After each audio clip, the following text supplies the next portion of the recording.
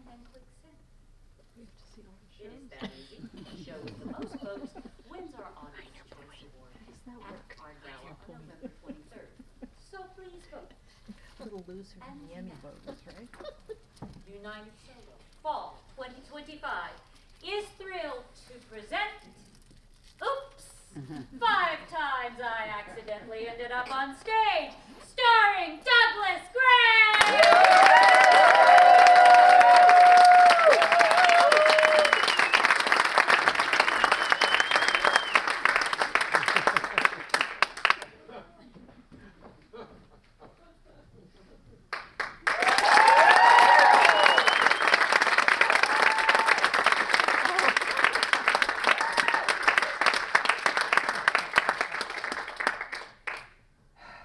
Before I start, I'm bad at math. I always have been. I thought I'd start out with 5 stories, and it's 6. I'm sorry. Since the 1970s, I've enjoyed decades of uninterrupted entertainment employment.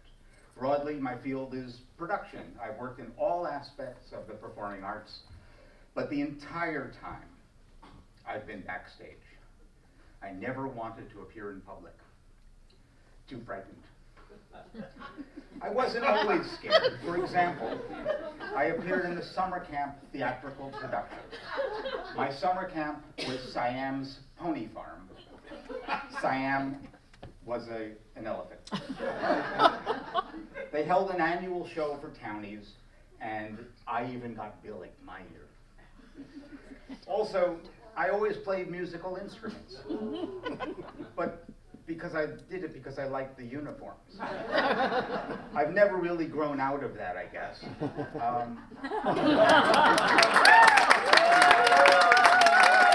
remember the Oregon Fire Department, and I have been assigned to play the bass drum, but that's because of all the members of the Oregon Fire Department, I'm the one with the least number of back surgeries.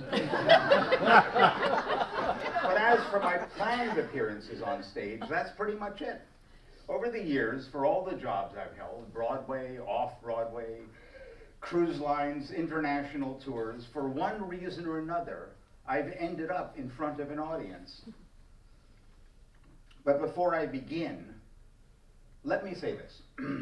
Some memoirs entertain, inform, inspire, and stand the test of time. Man's Search for Meaning, Autobiography of Malcolm X, Diary of Anne Frank, and of course, I, Tondo. My approach does not follow any of those important classics. My literary model was Clarence Clemens, the sax player for Bruce Springsteen and the E Street. His published life story was printed normally with black ink on white pages, but several sections of his book were printed on gray pages. The gray pages are terrific stories, legends, and adventures that are mostly true, but they've become actual history by virtue of him telling them this way. I'm using the same standard for my 6 historical stories, at least how I remember them.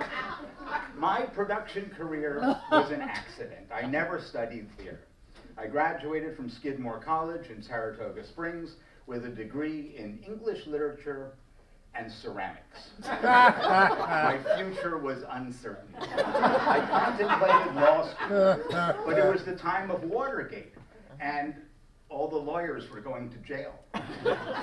So I needed a summer job in Saratoga. Among the usual advertised positions, DeAndrea's Pizza, Mrs. London's Bake Shop, but one listing altered the rest of my life. The Juilliard School sought a chaperone for Juilliard summer school students. I dialed the number. I got some guy on the phone with a fake British accent. He gave me the details. I told him it didn't pay enough.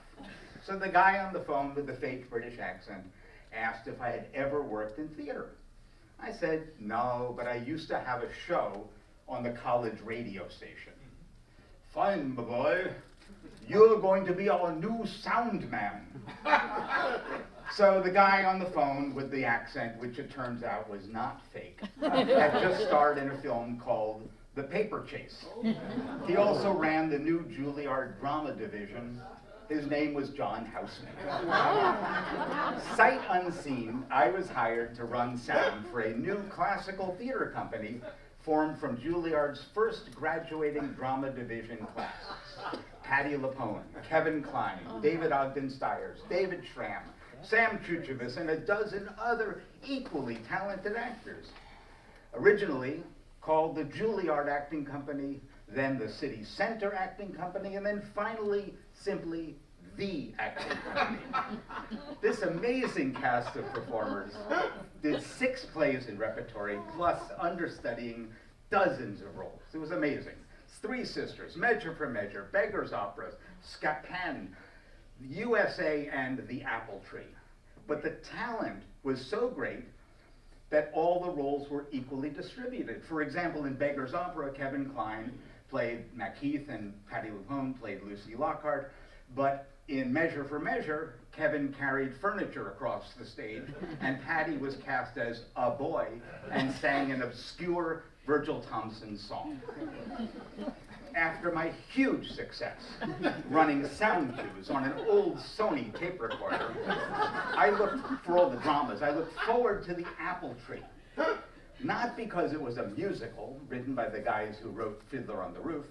I looked forward to The Apple Tree because it had one pre-recorded sound cue right at the top of the show. That meant after my cue, I could sneak out into the audience and watch the musical.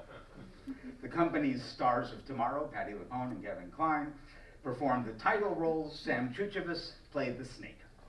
You know the story. It's a musical about a tree, and the tree has an apple. Backstage, in the green room, sat an ancient refrigerator for prop storage. It was a 1940s model with a 2-foot coil of coils on top. The handle held a large brass padlock. The assistant stage manager had the only key. Everybody knows about starving actors. The locked refrigerator was the only safe place backstage for an apple. Our Adam and Eve musical had no budget for scenery or for costumes. From the production of Three Sisters, scenic designer Doug Schmidt supplied subtly painted gray birch trees on delicate gray velour. We doubled those for the Garden of Eden. During one memorable matinee, I played my one pre-recorded sound cue. Adam, wake up. Adam, wake up! Then I relocated to the last row of the balcony next to the assistant stage manager. Kevin Kline as Adam wandered the stage naming things. "You creatures flying around up there, you're called flyers." Patti's LuPone's Eve had not yet made an entrance. The snake, Sam Chuchevich, waited patiently coiled backstage. Again, because we had no budget for the show, a sickly potted shrub served as our apple. Central to the story.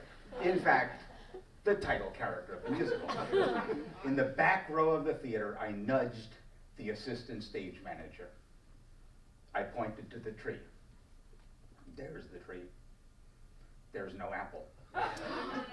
The assistant stage manager, responsible for all perishable props, had forgotten to take the apple out of the refrigerator and hang it from the tree before the show started. To my surprise, he handed me the key to the refrigerator. I raced backstage. Panic prevailed. I rescued the forbidden fruit from its refrigerated prison and pondered my next move. How to get the apple on stage. Should I toss the fruit in the air and pretend God dropped it from the heavens? Should I attempt a bocce ball roll? Suddenly I remembered the birch tree backdrop actually rested right against the back of the tree. My first unplanned professional debut featured my trembling hand poking through the curtains in full view of the audience. I gently deposited the forbidden fruit at the base of the trunk, as though it was apple season. As though this fruit had just fallen. Eve had to stoop rather than pluck from the tree of knowledge.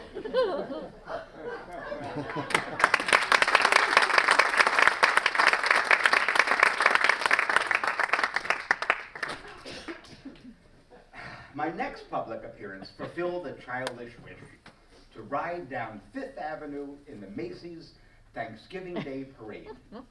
Now, speaking from the voice of experience, let me say, be careful of what you wish for. In the middle of the last century, two men shared the name Bill Baird. One was a women's health advocate. The other guy ran a puppet company. I went to work for him. I left the acting company's grueling tour schedule, barely unpacked, when I received a call from Bill Baird's wife, Susan Lloyd Baird. Susie's father, Norman Lloyd, was best buddies with John Houseman and Orson Welles from their days at the WPA and Mercury theaters, their productions of Voodoo Macbeth, Seven Deadly Sins, and Cradle Will Rock. Susie was impressed by anybody who worked with John Houseman. She invited me to interview for the position of stage manager for the Bill Baird Marionette Theater. Bill's theater and workshop occupied a 6-story building on Barrow Street through to Commerce Street in the heart of Greenwich Village. When I arrived for my interview, Ernie, the diminutive puppet-like handyman, let me into the building. Then he opened the squeaking manual freight elevator's rusted safety door. 6th floor, puppet graveyard. So I like puppets. Few at a time. Nothing prepared me for the 6th floor ceiling. Hundreds of marionettes, hand puppets, rod puppets, odd puppets, body parts, all staring down at me. Life forms suspended in animation, bold puppet eyes painted wide open, grasping 3-fingered rubber hands, belly dancers, topless mermaids, the entire cast of Alice in Wonderland, and Davy Jones' Locker. Susan Lloyd married Bill 4 years earlier, despite the 30-year difference in their ages. She was not a puppeteer, but she took over the operation. During my interview, Susie did not actually ask me any questions. Instead, she rambled on and on about a 1930s Orson Welles, John Houseman production of King Lear that featured Father Norman Lloyd as the fool. Without knowing the specific medical or psychiatric terms, observationally, let me say, she was a bit of a nutcase. When Susie announced I would be the new stage manager, Bill, the wiry 75-year-old puppet of a man, leapt to his feet, pumped my hand. I have to say, he moved kind of like a marionette with maybe a few loosened control strings. The previous stage manager, Carl, had been with Bill for 30-plus years. Susie fired Carl for some unnamed offense. It could have been a union thing. Carl rabidly supported Actors' Equity and served on Equity Council for decades. Carl enforced strict union rules. But I, for one, was not sure the puppets understood the meaning of the mandatory hour bathroom break. My second unplanned public appearance, the 48th Macy's Thanksgiving Day Parade. In addition to his off-Broadway puppet theater, Bill had commercial and industrial clients. While I worked for Bill, he acquired the account for milk packaging. Based on his earlier work for Borden's, Bill created Cartonella, the milk packaging spokes cow. This new character would promote milk in cartons instead of glass bottles. One November, Bill sat at his workbench. He hunched over a delicate surgical procedure he developed involving anti-BAP. this was for the hand puppet version of Cartonella. Bill glued a tiny piece of sea sponge inside the mouth. That cushion prevented the movable lips from creating a bap sound. Remember Nestle's Quick? Remember Farfel?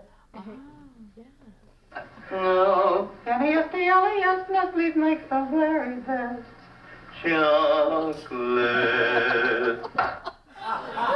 Farfel lacked anti-bap.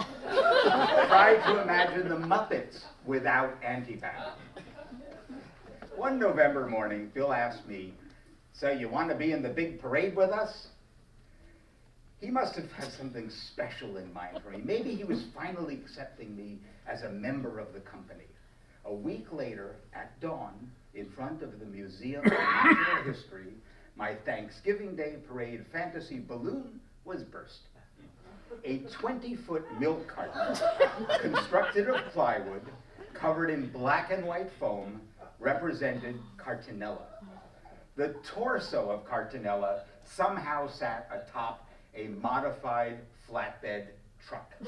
Stuck on top of the carton sat the giant smiling cow head with big eyelashes.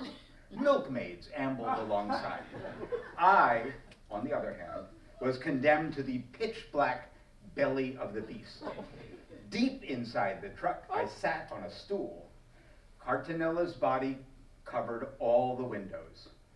Her 12-foot tail protruded from the back of the milk carton. My participation in the 48th annual Macy's Thanksgiving Day Parade consisted of wagging Cartonella's tail by a giant oar that I swished back and forth from 81st Street and Central Park West down to Macy's. I rode like a Roman galley oarsman. My entire view of the parade was out a 6-inch circular opening at the back of a foam-covered cow's ass. What, and give up show business?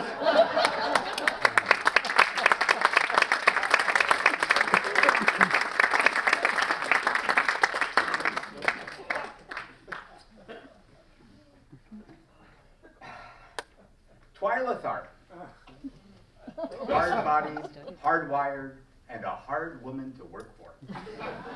Her role model may have been Martha Graham, but her physical trainer was Teddy, a professional bent-nosed boxer.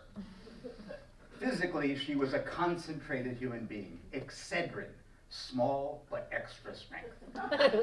Over the 4 years I worked as Twyla's productions manager, we toured Europe, South America, recorded a TV special, performed at the 1984 LA Olympics, and 3 times on Broadway. That's where I made my 2 stage appearances with Twyla. A year earlier, after a performance at Bill Graham's San Francisco Warfield Theater, we went back to Bill's house to play volleyball. When Twyla asked about new musical talent, Bill recommended an upcoming band called the Talking Heads. A few months later, David Byrne showed up at Twyla's 4th floor walk-up studio on Franklin Street. Angular and thin, David's 2 prominent features were a fist-sized Adam's apple and monstrously long fingers. The talking head and the cool choreographer hit it off. Before hiring Byrne, Twyla and her dancers had been working on an unnamed full-length ballet. Soon a deal was struck between Tharp and Byrne. The Catherine Wheel, the new full-length piece, would premiere on Broadway at the Winter Garden Theater. After months and months of hard work, the Catherine Wheel opened to rave reviews and packed houses. I ran the show from downstage right wing with a 4-inch black and white monitor displaying only about half of what was actually happening on stage. One night, about a week into the run, the house manager urgently paged me halfway through the performance. There was a fire in the balcony men's room. The house manager ordered me to make an announcement and immediately evacuate the theater. Well, I was prepared for this. Back when I worked at the Brooklyn Academy of Music, the Welsh production manager, Taffy Waters, instructed us all on how to handle such delicate situations. Confidently, I strode onto the Winter Garden stage and recited what Taffy Waters taught me. I am not going to attempt a Welsh accent. Ladies and gentlemen, the police have informed us that there's a disturbance in the building next to this building. Purely as a precaution, they have asked us to evacuate this building. Please calmly make your way to the exits.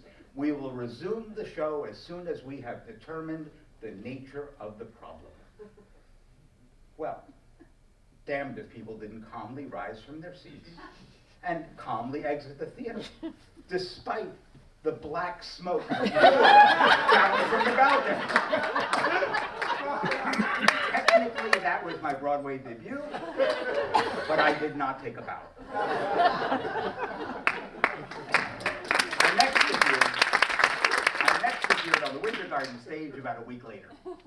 15 minutes into the Catherine wheel, a bulky female shadow suddenly appeared and struggled over the gaping black orchestra pit. She clawed her way onto the Winter Garden stage.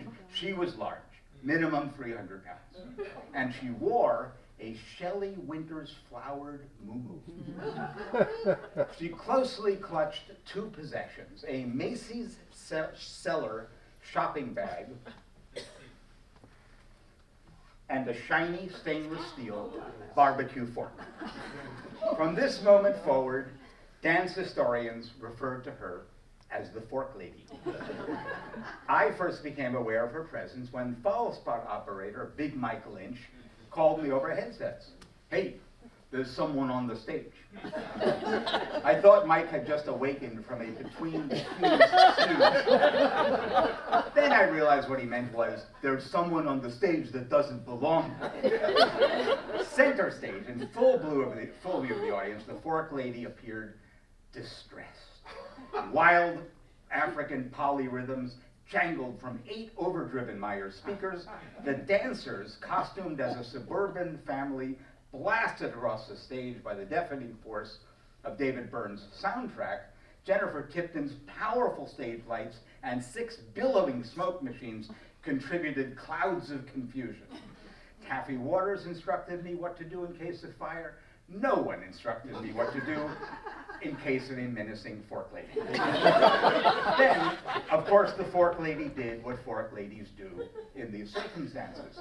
She raised her weapon high above her head, paused for dramatic effect, and then charged across the stage toward the unaware cluster of dancers. Suddenly, there was Twyla, out of her seat and on the stage, bravely shaking her fist at the Fork Lady. Then, aging, beefy stagehands chased their meteor cloud around the stage. Still tethered to my Clearcom headsets, I stepped from the safety of my wing and entered the fray. By instinct, I called a halt to the blasting music and dropped the house curtain. Just before the Winter Garden's main drape hit the floor, the surprisingly agile Fork Lady bounced underneath it, flew up the aisle, and out to Broadway.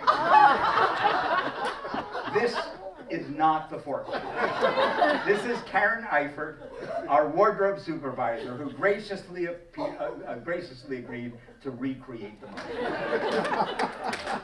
After the show, a dance critic came backstage to praise Twyla's new work. She complimented the dramatic interruption and found particular symbolism in Twyla's first non-dancing appearance. She read deep meaning into the themes of disruption and chaos in art and dance.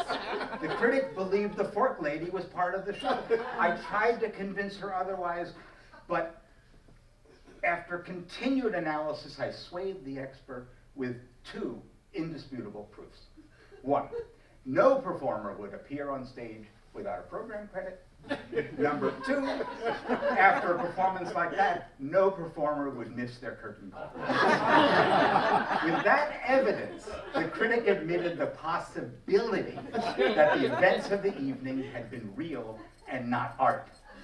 At this point, I was no longer certain.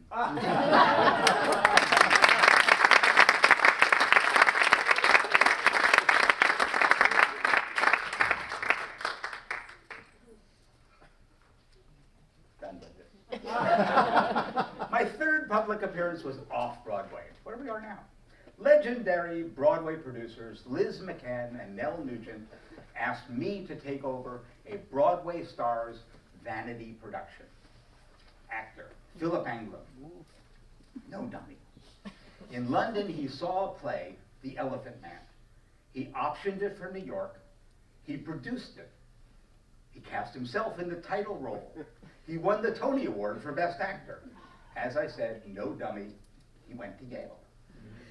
Despite his Tony and all the recognition, Philip smarted from accusations that the role of John Merrick, the Elephant Man, was actor-proof. Some people thought, no big deal, contort your body into a square knot, speak in a squeaky voice for a couple of hours 8 times a week. Any actor can do that, right? So for his next New York venture, Philip decided to swing for the fences, the Scottish play at Lincoln Center. But before tackling the role of Mac What's-His-Face, Philip knew he had to get his acting chops in shape, straighten up, and stand tall. Actor Ellen Burstyn won an Oscar, a couple of Tonys, fistful of Emmys, and survived The Exorcist. Little known fact: her real name was Edna Ray Galuli. Although she taught acting at the Actors Studio, she signed up for her first directing class. Her teacher was Lee Strasberg, the founder of the Actors Studio, the guy who played Meyer Lansky in Godfather 2. We had a first-time director, a one-hit wonder actor, and me. What would be an excellent play to work on? Something simple with small cast, would allow Philip to explore the text, showcase his trained speaking voice, and excellent posture. Something classic, Tennessee Williams, William Saroyan, maybe even Neil Simon. Nah. Why not Barry Collins' one-person dramatic monologue, Judgment? After all, this one-hander had pedigree. Peter O'Toole played it in London, and later on, Ben Kingsley. Judgment is the true story of a World War II Russian officer who, along with his comrades, was locked in a stone monastery basement and left to starve to death. During its 3-hour runtime, Lieutenant Bukov and his merry band reminisce, starve, and eventually cannibalize each other. Did I mention it was a 3-hour monologue? In rehearsal, there was just the 4 of us. Ellen, Philip, me, and Ellen's personal assistant, Diane. We rehearsed over at St. Peter's Church. Ellen avoided going out for coffee because it interrupted the process. Instead, she sent me to Bloomingdale's with a coupon that she'd clipped. We bought a Sultan, the very first home espresso machine. Ellen's assistant kept us caffeinated, and rehearsals were frothy.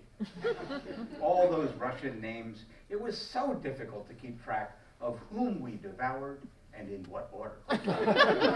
First we ate Blodnikov, then we ate Kalishnikov, followed by repetitive, graphic descriptions, chopping off limbs, tearing up tendons, chewing on ligaments, sucking on bones, and washing it down with fresh, warm blood. To help Philip learn his lines, we divided the 100-page script into 10-page segments. I remember one day Philip said, "I'm lost somewhere in the 50s. And I said, "You mean around the death of Buddy Holly?" No one laughed. Despite the frothy espressos, no one joked about cannibalism. I thought Ellen was going to be nervous about her directing debut. She was not. It was Lee Strasberg who made Ellen nervous. He summoned Ellen to present her work on judgment to her directing class.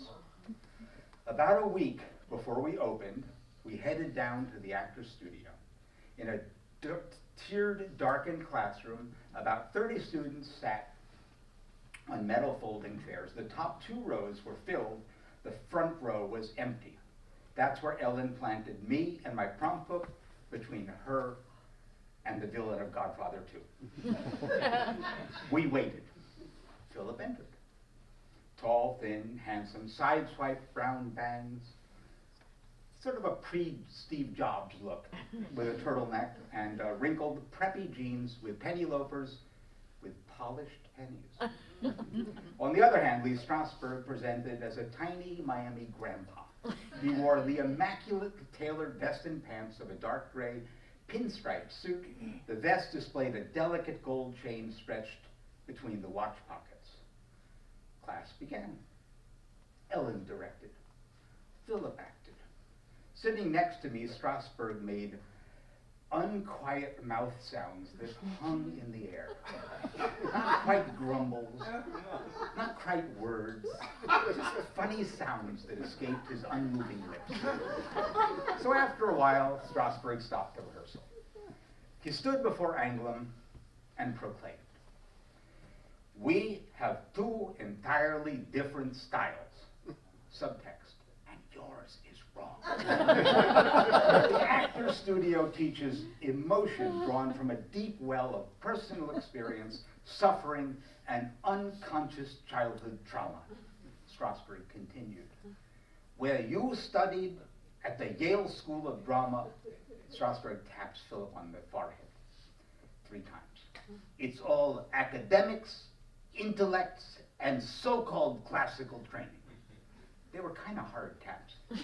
Ellen sat trembling, silently staring into my open prompt script. "Let's see what you can do," unspoken subtext, "with your hopeless, stiff performance." Philip resumed. Strasberg stopped Philip. He tugged on the chain on his watch pockets and pulled out a set of keys. "These keys open every door in my life. I carry them everywhere I go. But I keep them hidden. That is what you must do with your so-called technique." Philip listened. Philip got better. When class ended, Ellen sobbed and expressed her gratitude. Later that day, we relocated to St. Peter's Church for our tech rehearsals to support this one guy on stage for 3 hours. We had a wig person. We had a makeup person. We had a sound person for 3 taped sound cues. We had a costume person. The costume was a hospital bathrobe. We had a prop man. The only prop was a plastic femur. We had a set designer. We had an assistant set designer. The set was 3 hospital curtains. We had a lighting designer, an assistant lighting designer. They made a rectangle of light on the floor and added 200 light cues. And of course, to run this empire, me. We opened. We got a confused but very favorable review from the New York Times. We had full houses, and despite the discrepancy in their acting styles, judgment was very well received. Philip loosened up, drew in the audience. The critics were very happy to see Philip performing something other than a sideshow freak. Now, I ran the show from a luxurious lighting booth at the back of this 300-seat theater. But my appearance in front of the audience was not actually on stage. You see, Ellen remained convinced that she failed to connect with the audience. She wanted the audience to more deeply feel the emotional, gut-wrenching pain and impact of the play. Whether it was Philip's fault or not, she blamed herself. Midway through the run, Ellen received the affirmation that she craved. In the first week of performances, a couple of people walked out because they were repulsed by the endless graphic description of cannibalism. Halfway through the one night, a guy in the middle of the audience stood up, and I thought, oh shit, this guy is gonna make a speech. No, no, no. After hearing yet another tale of crunching bone and marrow sucking, the guy swayed left, swayed right, and then fell over onto the people that's sitting in the row in front of me. I bolted from the booth, raced down the aisle, and helped the fainty to his feet and out of the theater. No need to call for a doctor in the house. My New York State EMT credentials had not yet expired. But we never stopped the show. I don't know why we didn't, but Philip stayed on stage, killing his comrades, devouring their emaciated remains. For her directing debut, Ellen was rewarded with proof of the emotional impact that she craved. And although he never attended the show, I was certain Hyman Roth would have been proud.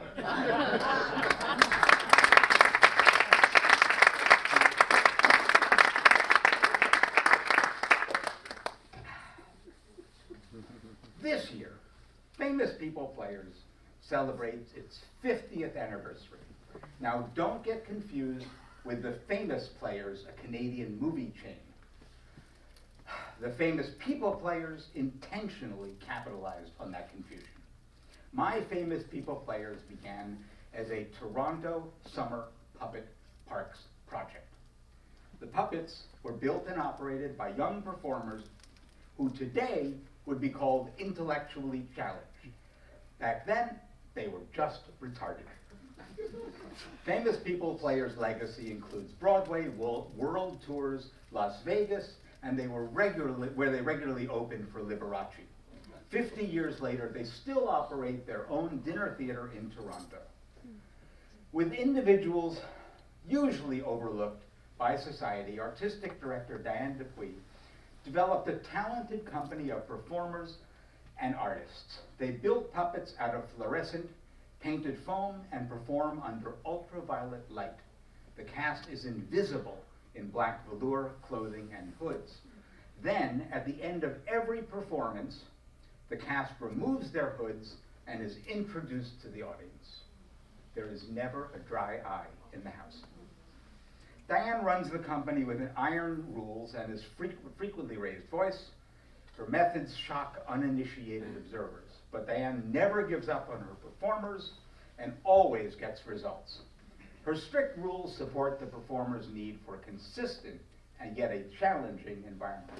I won't bore you with the story of how I convinced my best friend Sam Ellis to bring the company to Broadway, when I can just as easily bore you with the story of what happened when I agreed to stage manage their tour of Japan.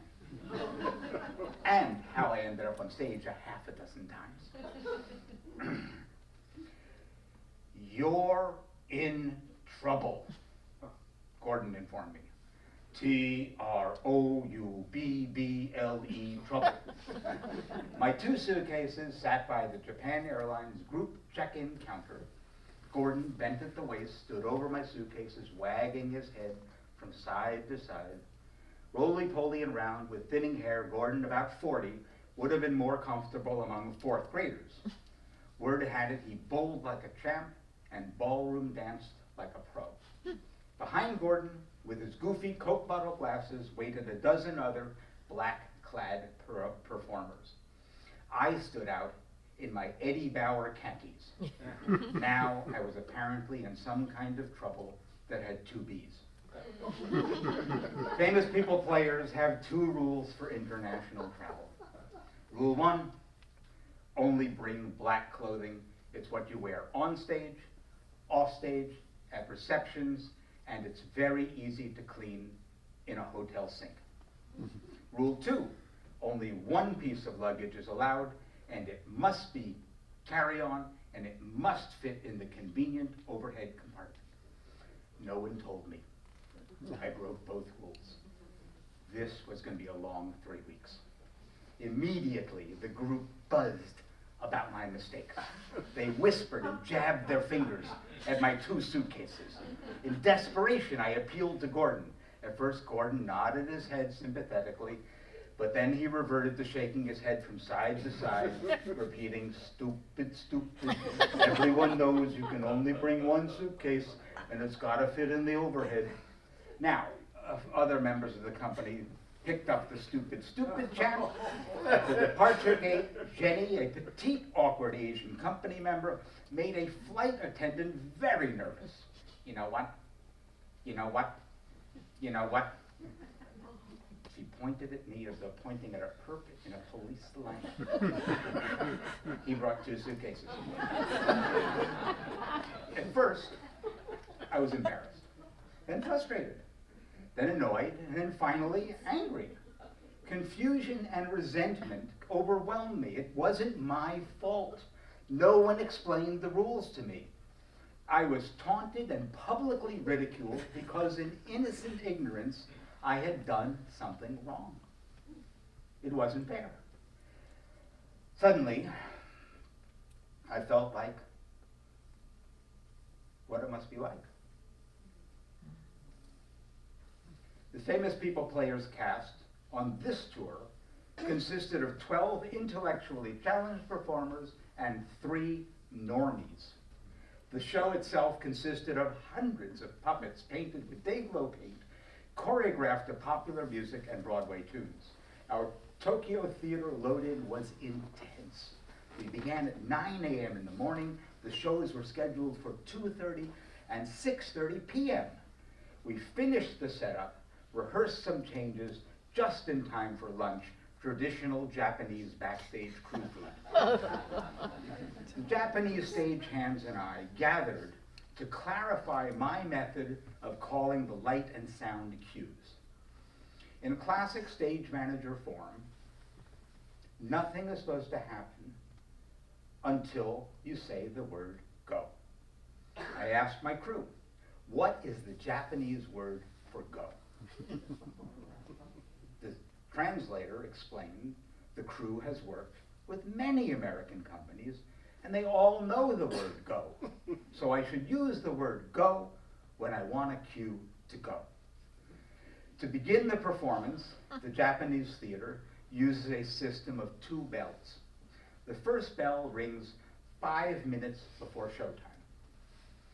The second bell meant the curtain was going up. The 5-minute bell rang. Out on stage behind the curtain, I checked the cast. I meandered over to my road box. I put on my wireless headset.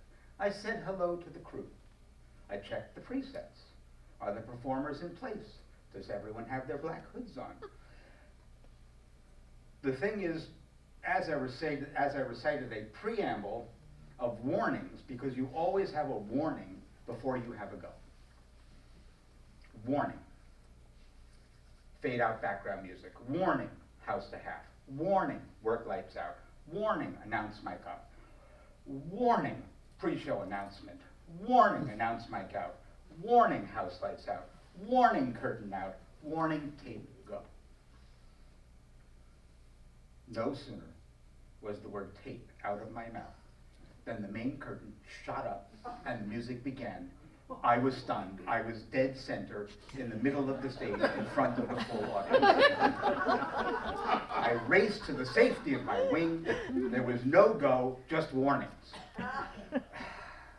But the curtain was up and the show was on.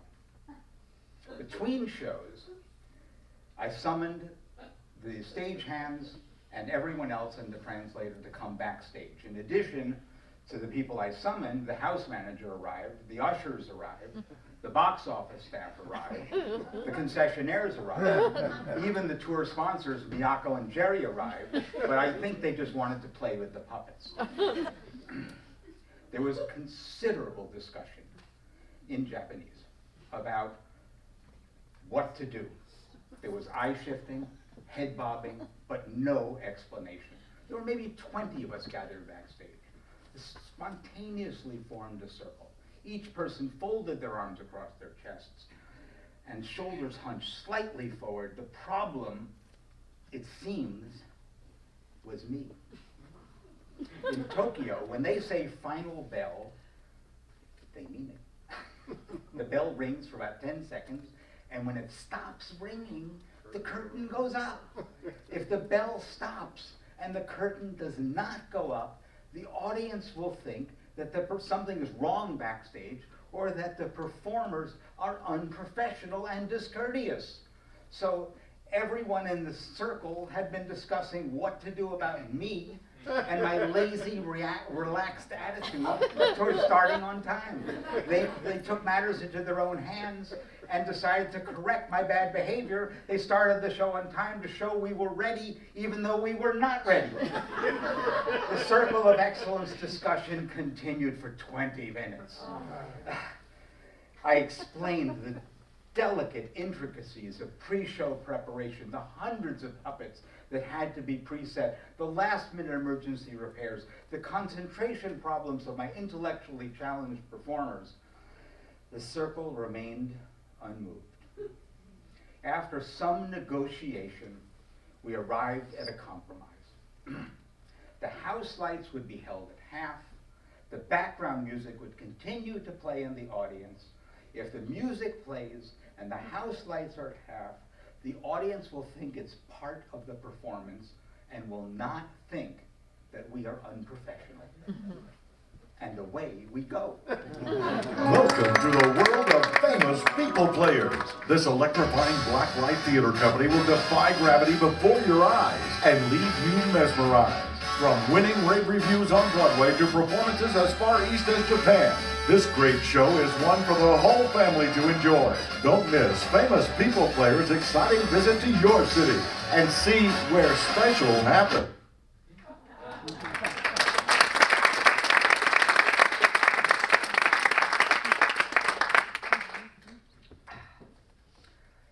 I toured as Harry Belafonte's production manager for about 3 years. One-nighters in Europe, US tours across Canada, longer gigs in Las Vegas, Atlantic City, and Monte Carlo. I loved working with Harry because I learned so much from him. Harry liked me because I was not a music person. I'm a theater guy, and that's how Harry viewed all of his performances. He treated his shows as though they were structured, full-scale dramatic musicals. Harry interacted with everyone on stage. Ladies and gentlemen, Mr. Harry Belafonte! Can we do it all together? Yes, sir, I'm sorry. Here we go.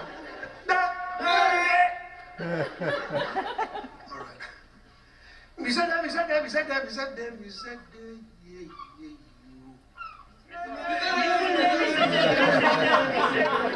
Seven up in my face. We said there you like a man we wonder.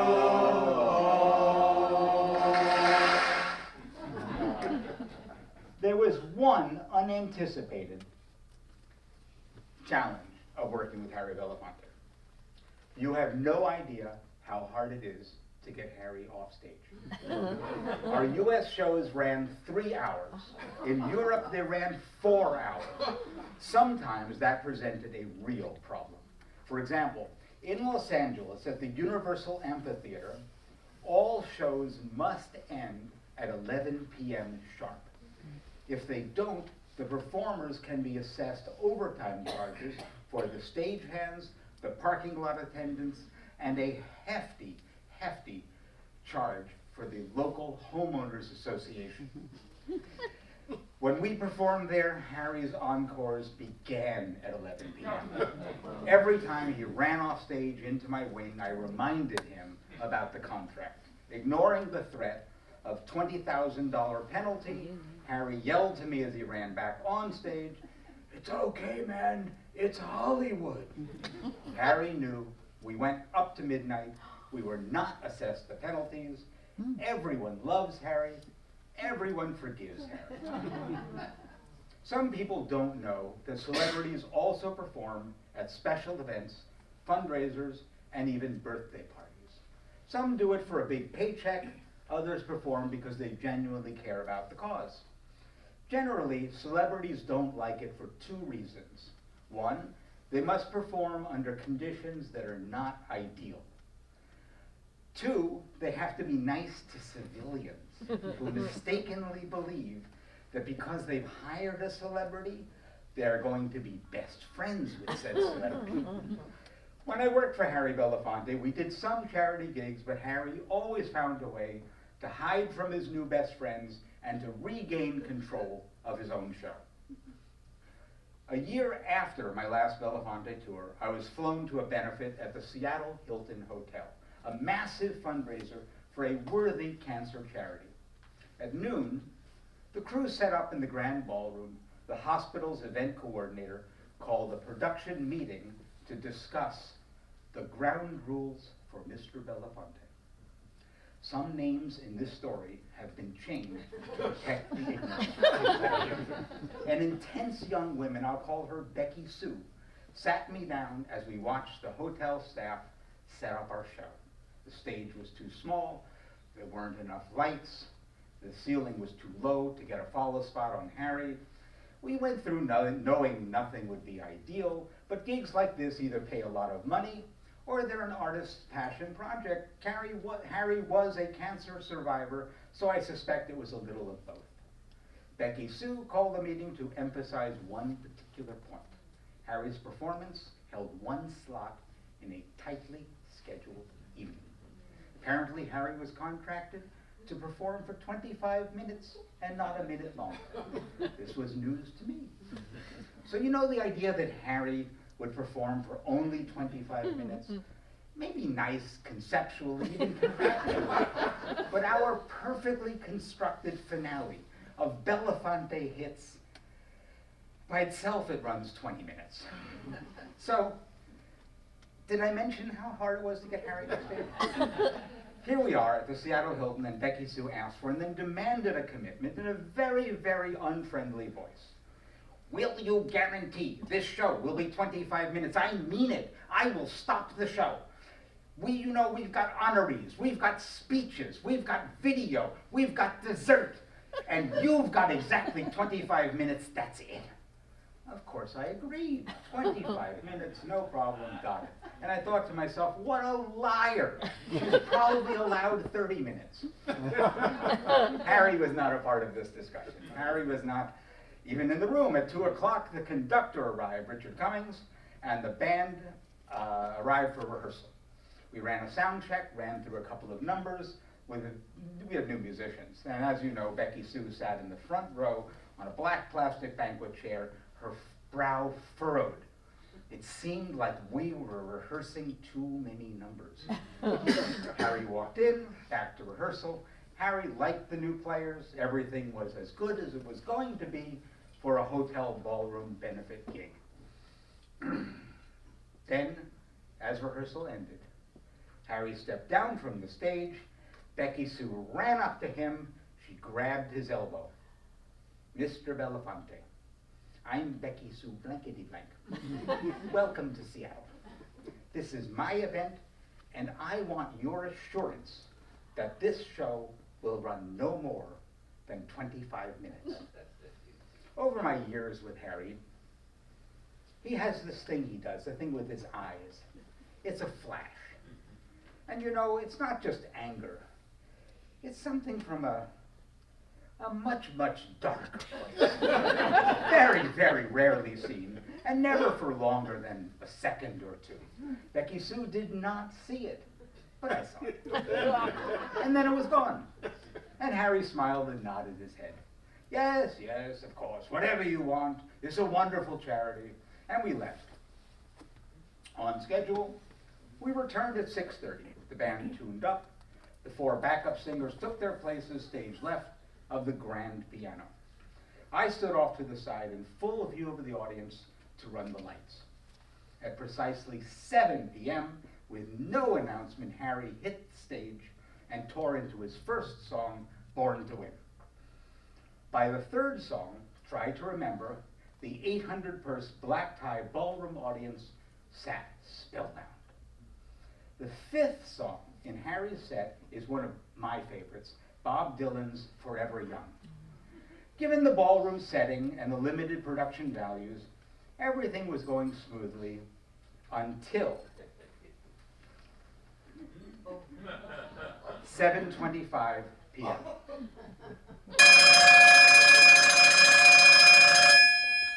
While Harry was mid-song, the jarring clanking of an old-fashioned wind-up alarm clock cut through the room. The clock jumped wildly on the conductor's Steinway piano. The band stopped. Harry called out to me, "Doug, get over here. What's this clock doing here?" I calmly walked out in front of the audience. Over my years with Harry, I've witnessed many of his playful pranks, but I was not in on this one. I shrugged my shoulders, rolled my eyes, and tilted my head toward the conductor. "Richard, what's with the alarm clock?" Richard replied, "Well, Harry, you met Becky Sue from our Name to Protect the Innocent charity.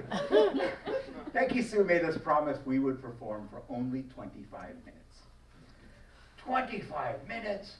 We came all the way out to Seattle for 25 minutes?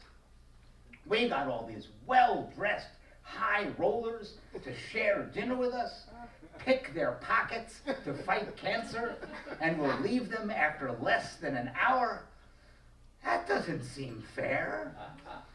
"No, it doesn't," Richard responded. "Well, Richard, I tell you what. Let's ask the generous people who are paying for this evening." Harry turned to the audience. "Do you want to hear more?" The audience, of course, screams back, "More, more, more!" And then Harry just cued the band, and they kicked into the next number in Harry's regular casino set, which runs 90 minutes.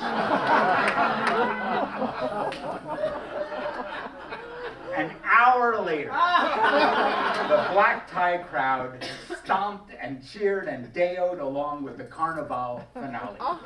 Everybody had a great time. Everybody loves Harry. Everybody forgives Harry, even Becky Sue.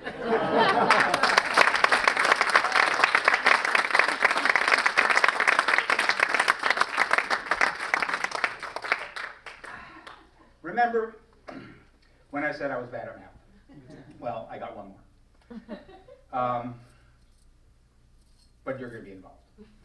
Before we get to that, I must confess, in addition to my appearance at Siam's Pony Farm, I'd like to acknowledge my 2 other deliberate appearances in front of an audience. The first was my bar mitzvah. I studied my Torah portion so well that I can still remember it 60 years later. Anochi Adonai Elohecha asher hotzeticha mi eretz Mitzrayim mi beit avadim. Don't applaud. My second intentional appearance was 55 years later in Orient, New York. The town gathers once a year for Song Swap. Held at Pocatuck Hall, this annual fundraiser presents every level and style of local musical talent, except humor. I saw my opening. So tonight, I'm going to close with a reprise of my Pocatuck Hall performance, but I'm not going to do this alone. You all know how much I dread performing. This is a sing-along and a tribute to Tom Lehrer. Just follow the bouncing elements.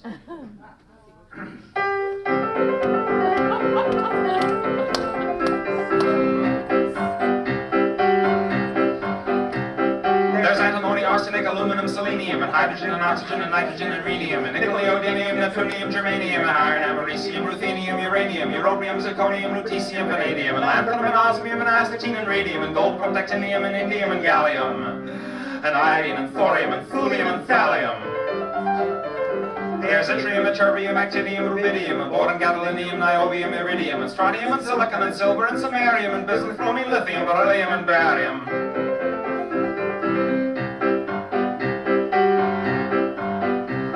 There's only polonium and helium and hafnium and erbium and phosphorus and francium and fluorine and terbium and manganese and mercury, molybdenum, magnesium, dysprosium and scandium and cerium and cesium and lead, praseodymium and platinum, plutonium, palladium, promethium, potassium, polonium and tantalum, technetium, titanium, tellurium and cadmium and calcium and chromium and curium. There's sulfur, californium, and fermium, berkelium, and also mendelevium, einsteinium, nobelium, and argon, kryptonium, and radon, xenon, zinc, and rhodium, and chlorine, carbon, cobalt, copper, tungsten, tin, and sodium. These are the only ones of which the news has come to Harvard. And there may be many others, but they haven't been discovered.